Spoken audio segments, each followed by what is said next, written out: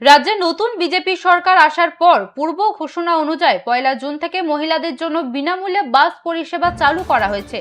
আর এই আবহেই সাধারণ মানুষ এবং দলীয় কর্মী সমর্থকদের দীর্ঘদিনের দাবি মেনে হাওড়া থেকে কুলিয়া রুটে সরকারি বাস পরিষেবা চালু করলেন আমতার বিজেপি বিধায়ক অমিত সামন্ত। বিধায়কের এই উদ্যোগের ফলে যাতায়াতের ক্ষেত্রে দীর্ঘদিনের ভোগান্তি দূর হওয়ার খুশি স্থানীয় বাসিন্দা থেকে শুরু করে সাধারণ যাত্রী সকলে।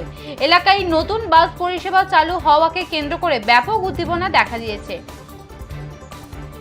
রাজ্যে চালু মহিলাদের নিখরচায় বাস পরিষেবা বিধায়কের উদ্যোগে হাওড়া কুলিয়া রুটে সরকারি বাস চালু খুশি গোটা আমতাবাসী। যে খবরের দিকে নজর রাখছি, রাজ্যে নতুন বিজেপি সরকার আসার পর পূর্ব ঘোষণা অনুযায়ী 1 জুন থেকে মহিলাদের জন্য বিনামূল্যে বাস পরিষেবা চালু করা হয়েছে। আর এই আবহে সাধারণ মানুষ এবং দলীয় কর্মী সমর্থকদের দীর্ঘদিনের দাবি মেনে হাওড়া থেকে কুলিয়া রুটে সরকারি বাস পরিষেবা চালু করলেন আমতার বিজেপি বিধায়ক অমিত সামন্ত। বিধায়কের এই উদ্যোগের ফলে যাতায়াতের ক্ষেত্রে দীর্ঘদিনের ভোগান্তি দূর হওয়ায় খুশি স্থানীয় বাসিন্দা থেকে শুরু করে সাধারণ যাত্রী সকলে।